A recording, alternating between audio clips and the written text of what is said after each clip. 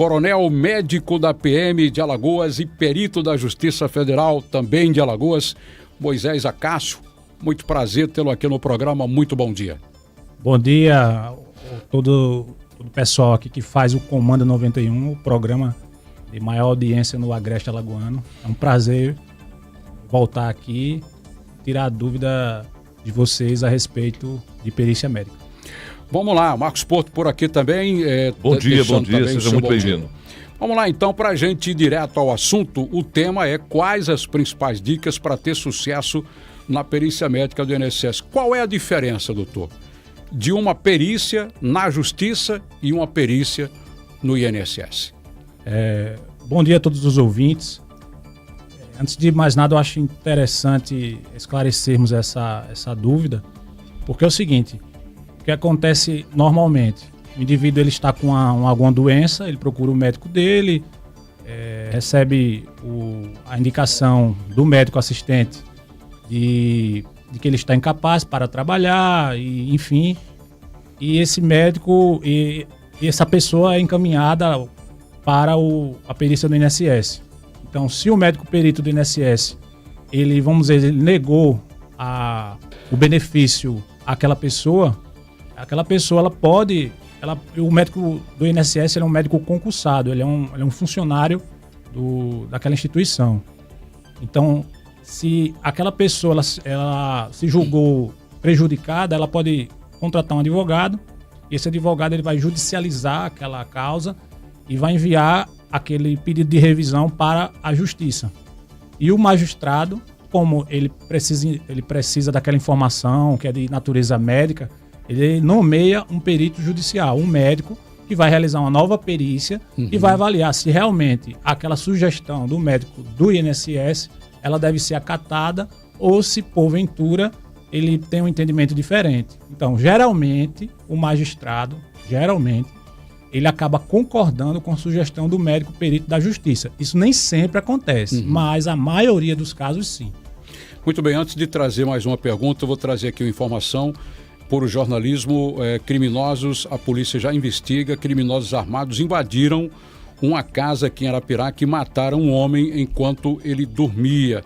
O homem foi assassinado a tiros, isso foi ontem à noite, o corpo foi levado para o IML e agora há pouco a gente falou no alerta geral, mas tem mais detalhes. Enquanto dormia na cidade de Arapiraca, criminosos armados invadiram a casa, fizeram os disparos e fugiram. A esposa da vítima contou para a polícia que estava dormindo com o marido quando dois homens em um carro branco chegaram, arrombaram a porta e fizeram os disparos contra o seu companheiro que morreu no local.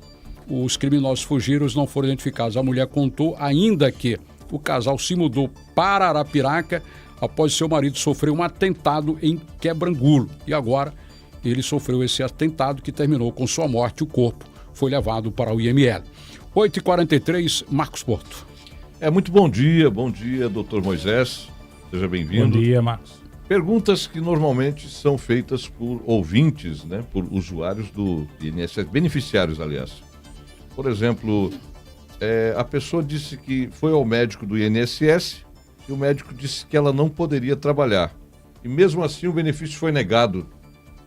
Como é que a pessoa pode compreender uma situação dessa, doutor? Bom, é o seguinte, para o indivíduo ele ter direito ao benefício, ao auxílio-doença, por exemplo, ele tem que possuir 3 critérios. Primeiro, ele tem que apresentar uma doença, essa doença está descompensada, determinando uma incapacidade para a atividade que ele disse que exerce. Primeiro ponto é esse.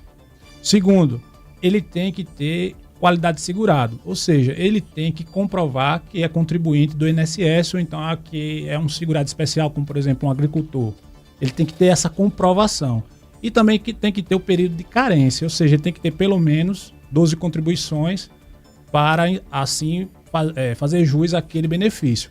O que acontece na maioria desses casos, no caso da pergunta, às vezes o médico do INSS, ele sugere realmente que existe uma incapacidade, porém o benefício foi negado porque não foi comprovada a qualidade de segurado, ou então o período de carência não foi completado. Ou seja, tem que ter esses 3 critérios. Não é só o critério médico, tem que ter esses outros que eu falei. Qual é o procedimento nesse caso? Porque provavelmente ele está se perguntando qual o procedimento? Ele pode recorrer? Ele pode reapresentar o seu pedido então, ao INSS? Existe, apesar de eu não ser médico do INSS, mas eu sei que existe uma reavaliação. Uma reavaliação. Você pode fazer um pedido administrativo de uma revisão. Como também, em caso de negativa, você pode judicializar. Então, na justiça, o magistrado certamente nomeará um médico perito judicial, que no caso aí entra a minha atividade. Então, vamos realizar uma nova perícia e verificar se realmente você tinha incapacidade, e o seu advogado vai apresentar as provas que comprovam qualidade de segurado, período de carência e Nesse tudo caso, mais. ele deve, para judicializar, procurar a Defensoria Pública? No caso dele não poder, né, pagar um advogado particular. Eu acho que o procedimento é mais ou menos esse, né? No caso de pessoas muito carentes e que não Nesse têm caso seria a DPU, condições. né? A DPU da União, Da União. Mas ela poderia entrar com ação contra o próprio governo? Essa questão essas questões... Que é mais de direito, mas aí o Gilson Silva daqui a pouco vê isso. Eu quero só perguntar o seguinte, a gente sabe, o senhor sabe muito mais do que nós, que muita gente tenta enganar o médico perito, né? Muitas vezes vai com cara de sono, exagera, muitas vezes no gestual, algumas situações. Se vitimizando. Vitimizando. Tenta mentir. Como detectar isso, aquela pessoa que está tentando engabelar o médico, engabelar o governo? Eu gostaria de esclarecer à população que isso é uma realidade diária que nós enfrentamos. E para exercer a atividade de médico perito, seja no INSS, seja na Justiça, nós fazemos diversos treinamentos, cursos de qualificação para entender como se realiza uma perícia, e nós verificamos também, e estudamos também essa questão da simulação. Isso. Entendeu? Então, assim, aquilo ali é a nossa realidade. Não adianta o indivíduo chegar e querer simular uma coisa, porque nós temos diversos elementos. Eu só não vou poder aqui esmiuçar. A psicologia pode detectar isso. Né? Exatamente. Eu não posso aqui esmiuçá-los, porque eu estaria aqui, vamos dizer assim, revelando os segredos que o Mistério M revelou. Porém, existem critérios, tanto do ponto de vista clínico, que, por exemplo, tem algumas patologias que ela tem uma apresentação clínica, ela tem um modo de apresentação de sintomas. E se eu pergunto ao indivíduo, e os sintomas que ele me refere são completamente diversos do que diz a literatura, então isso aí já é um ponto negativo para ele. Então, no exame físico, essa doença, geralmente, ela apresenta alguns sinais semiológicos que me sugerem realmente uma descompensação. Se eu faço essas manobras naquele indivíduo e eu percebo que não apresenta aquele sinal semiológico, então isso aí também já é um ponto negativo. E a gente vai olhar também essas questões dos tratamentos, porque na grande maioria dos casos, os tratamentos disponíveis para a grande maioria das doenças são efetivos, né? Então, assim, as incapacidades, elas podem existir, sim, com certeza, mas nem sempre são incapacidades permanentes, entendeu? Então, assim, essa questão da simulação é uma coisa diária, assim, a gente está habituado. Então, assim, é muito comum. É muito comum. Aquele comportamento lá, psicologia comportamental ajuda nisso? Exatamente. Não, nossos cursos que fazemos de qualificação de treinamento, nós temos diversos módulos que tratam da simulação e de como identificar. Além disso, a avaliação ela não se restringe àquele momento da perícia. Ela, através de documentos, eu consigo delinear um histórico de evolução dessa doença. Entendeu? Assim, a avaliação ela é longitudinal. Ela não é só a minha avaliação naquele momento. Certo. Eu consigo ter mais ou menos uma noção de como essa doença veio se comportando de acordo com todos os exames e documentos que aquele autor ele me apresenta na perícia. O governo ele tem facilitado até o atendimento digitalizado, né, com a emissão de documentos através dos canais oferecidos pelo governo. Isso é seguro, isso é importante? Que informação o senhor teria nesse caso? Eu acho assim que com relação o que eu posso orientar a população para ter sucesso em uma perícia do INSS. Algumas vezes algumas perícias elas são negadas justamente porque falta documentação. Isso. Falta documentação médica mesmo que eu estou falando. Então, assim, se você for na sua perícia, a dica que eu dou é leve o máximo de documentos que você tiver. Tanto exames novos, exames antigos, receitas novas, receitas antigas. Leve tudo, leve as medicações que você está tomando, leve tudo que possa corroborar a sua versão de que realmente aquela doença está lhe incapacitando. Porque não adianta você chegar na perícia de mãos abanando. Entendeu? Então, chega lá, doutor, tô doente, sim, mas prova que você está doente. Então, assim, eu tenho com muito pouca documentação, assim, eu só tenho um atestado. Então, assim, as pessoas elas dão muita importância ao atestado. Certo? E tem outras documentações que ela pode apresentar na perícia. O senhor pode citar algumas documentações? Por exemplo, ela pode apresentar exames de imagem, ela pode apresentar receituários, ela pode apresentar entradas no pronto-socorro, enfim, outros documentos que possam sugerir que aquela doença realmente está incapacitando ela para a comprovação do uso do medicamento seria feita pela receita e pelo... Exatamente, o que ela puder levar, tanto pelo recipiente, pela caixinha. Pronto, tanto o receituário quanto as medicações, se ela puder levar, isso são elementos que reforçam, não estou dizendo que aquilo ali vai ser determinante, mas isso reforça a situação da incapacidade. É o ônus da prova, né? Só eu estou doente, eu tenho que provar, né? Porque, na verdade, na perícia é o seguinte, é ela que tem que se esforçar, na verdade, para comprovar para o perito que ela está incapaz. Então, assim, ela tem que, quando fala se esforçar, ela tem que apresentar o máximo de documentos possível para que essa questão da incapacidade ela seja caracterizada. Entendeu? Então, assim, não adianta você só chegar lá e dizer, não, estou doente, estou aqui com um problema de coluna e pronto. Mas não sabe dizer qual o tratamento que realiza. Enfim, não tem outras documentações que corroboram isso. Se preparar bem, né, com documentos, laudo médico e saber o que está acontecendo. Exatamente. Até porque o perito não conhece a pessoa, né, pessoalmente, a família às vezes fala, mas ele é incapaz. Dizer, né? Mas exatamente. Ele precisa de documentos. Exatamente. E outra coisa, se só a recomendação do médico assistente fosse fundamental para caracterizar a incapacidade, não precisava existir perícia. Certo? Não precisava existir. Além disso, a função do médico assistente ela é diferente da do médico do INSS ou do médico da Justiça. Porque o médico assistente ele é escolhido pelo paciente geralmente, se for particular, ele é escolhido. Às vezes você cria uma relação de intimidade, uma relação de consumo ali, porque eu estou pagando uma consulta. E ele é treinado na faculdade para diagnosticar e tratar doenças. Ele não é treinado para fazer perícia. Entendeu? Então, assim, a atividade é um pouco diversa. Ok. Eu tenho mais uma pergunta aqui. Sou cego, a pergunta é essa. De um dos olhos, tenho direito a receber LOAS? Olha só. Isso aí se o caso tem que ser avaliado de maneira particular. Existe a lei, o Estatuto do Deficiente, que estabelece como deficiência o fato do indivíduo ter cegueira monocular. Beleza.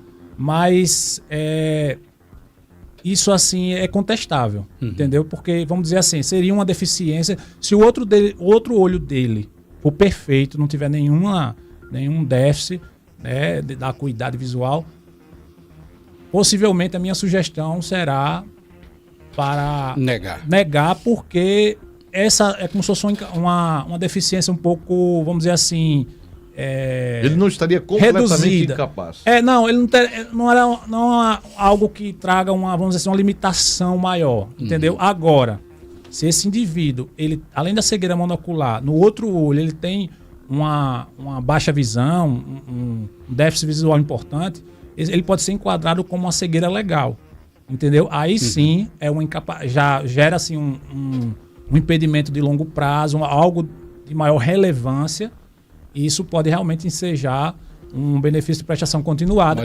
Mas também ele tem que ter o critério de miserabilidade, ou seja, de renda familiar. É isso que eu ia colocar, porque não adianta apenas ter essa situação, mas tem que provar a condição de miserável. Né? Exatamente. Então, tem que ter o critério médico, mas também tem que ter o critério social. Porque às vezes o médico diz que realmente é uma deficiência importante e ele não apresenta o critério social. Isso. Entendeu? De repente ele tem uma renda boa, a própria família tem uma renda. E eu acho engraçado isso porque quando ele consegue o benefício através da justiça, ele tem muita gratidão pelo advogado, geralmente. E quando ele tem um benefício negado na justiça, geralmente o perito, a culpa é do perito. A culpa é do perito. Entendeu? Complicado, né? Complicado. Mas nesse caso aí, só para essa questão ainda da questão monocular, também tem que documentar. Tem que documentar. Inclusive, por exemplo, incapacidade, vamos dizer se não fosse um BPC, fosse um auxílio-doença, por exemplo, um auxílio-incapacidade. A depender da situação, se ele for motorista de ônibus, motorista de veículo, profissional, aí beleza, ele não vai poder tirar a habilitação com a cegueira monocular. Aí isso pode determinar uma incapacidade realmente. Essa incapacidade pode ser para aquela atividade permanente. E se ele tiver critério para reabilitação, normalmente nós sugerimos que ele seja inserido em um programa de reabilitação. Então ele vai estudar e vai aprender uma nova atividade e vai poder ser reinserido no mercado de trabalho, mesmo ele tendo a cegueira monocular. E durante esse tempo ele terá uma cobertura do INSS. Exatamente. Ele é pago. Ele vai se preparar para uma nova profissão. Pronto, ele fica recebendo benefício até terminar a formação dele. Lembrando que não comprovação de tratamento e não comparecimento nesse programa de reabilitação, ele enseja a suspensão do benefício. Cessa o benefício. Não fez a parte dele, né? Exatamente. É obrigado a comprovar que está tratando a doença ou que está no programa de reabilitação. Gilson Silva. Pois é, doutor. Bem-vindo, viu, mais uma vez aqui no nosso Comando 91. Doutor, bom, a situação só chega ao senhor, que é perito da Justiça Federal, porque a pessoa já levou um não do INSS, não é Exatamente. Isso? Aí levou um não do órgão, mas chega na Justiça Federal, é aprovado. A doença, o problema não é a mesma situação, doutor? Sim, mas é aquela situação. O médico perito judicial é como se fosse o árbitro. Entre a sugestão do médico assistente, ele tem a sugestão na mão do médico assistente, sei lá, vamos dizer que ele foi atendido por um ortopedista, aquele autor. E ele fez a perícia do INSS. O ortopedista sugeriu incapacidade, o médico do INSS disse que não. O médico perito judicial ele vai ser o árbitro. Ele vai dizer de maneira imparcial, vai fazer uma perícia de maneira imparcial, porque ele funciona como os olhos do juiz. Então ele vai dizer, doutor juiz, realmente eu sugiro, nós sugerimos. Certo. Não quer dizer que o magistrado vai aceitar. Pode ser, a lei prevê isso, que ele discorde e ele concorde com a outra parte. Agora ele vai fundamentar. Tem isso, ele vai fundamentar, obviamente. Como toda decisão, mas é difícil acontecer. Normalmente ele tende a concordar com o seu médico de confiança. Na sua equipe, né? Exatamente. Sim, sim. Normalmente ele tende a confiar, mas a lei prevê que é possível que ele discorde. Mas ele vai ter que fundamentar. Ele não deve, não é uma obrigação. Não é obrigação. Ele normalmente concorda. Agora, se for porventura ele quiser discordar, ele vai ter que fundamentar. Isso, porque entendeu? E por que ele está discordando. E em que ele está se baseando para discordar de mim. Certo. Entendeu? Assim, existem esses casos, mas são raros. Então aí o encontro da medicina com o direito. Exatamente. A perícia ela tem essa interface, né, entre medicina e o direito. Perícia judicial. Direito previdenciário, nesse caso. Não exatamente. É isso? E também nós fazemos perícia. Nós fazemos perícia em tudo. Porque, por exemplo, se tiver um erro médico, o juiz ele precisa de uma perícia de um médico, perito, para avaliar se realmente houve erro médico ou não. Entendeu? Não, eu faço perícia previdenciária, mas também faço outras perícias, trabalhista, erro médico e outras mais. Entendeu? Ok. Muito bem, temos um minuto, Gilson Silva, diga mais. Não é só para tirar essa dúvida, né? Porque levei um não no INSS, chego na justiça, passei. Mas o problema não era o mesmo? E está explicado, né? Bom, como árbitro, e lembrando, né, que o governo, desde o dia 25, né, o INSS está convocando, né? Isso. É um número, eu não estou com o número aqui, mas depois a gente passa. Não é o WhatsApp, é bom lembrar, é que eu não estou com o número aqui. Eu entreguei os textos para você já levou tudo, mas tranquilo. Mas o governo está ligando. É bom lembrar que não é o WhatsApp. Se chegar alguma mensagem aí de alguém dizendo que é o INSS via Zap, esqueça. Se for da região levar um não nessa perícia, vai ter que depois passar. Exatamente. Na Justiça Federal, está convocando, a proposta é diminuir a fila, está muito grande mesmo, né? Muita gente, mas doutor Acácio, Moisés Acácio. Tem um detalhezinho, para você evitar essas fraudes, né? Esses golpes. Normalmente os órgãos das autarquias não solicitam vários dados da sua vida, porque eles já têm. né? Então, quando começa a perguntar muita coisa para você inserir, mandar isso, enfim, preste bastante atenção nisso. Exato. Ok, então entrevistamos aqui hoje, especialmente no Saber Previdência, o coronel médico da PM e perito da Justiça Federal em Alagoas, Moisés Acácio. Muito obrigado, boa sorte. Sobrinho do meu querido, saudoso Afrísio Acácio. Nosso grande amigo, né? Nosso grande amigo, falta, né? Muito bom. Beleza, muito obrigado, viu? Até uma outra oportunidade. Foi importantíssimo essa participação. Obrigado à equipe aqui do Comando 91. É um prazer estar aqui. Sempre que possível eu puder contribuir, será um prazer. Vocês trazem muita informação para a comunidade de utilidade pública. Dizer que também todos os médicos que desejam ingressar nessa área da perícia judicial podem se fazer isso sem precisar de concurso público. Inclusive eu faço uma mentoria em que eu treino esses médicos que desejam ingressar nessa área. Tá legal. Então, é um prazer estar aqui. Tem Instagram? Tenho. Tem. Qual é o Instagram? Dr. Moisés Acácio 2020. Pronto, então chega lá. Dr. Moisés Acácio 2020. Obrigado, boa sorte. Pronto.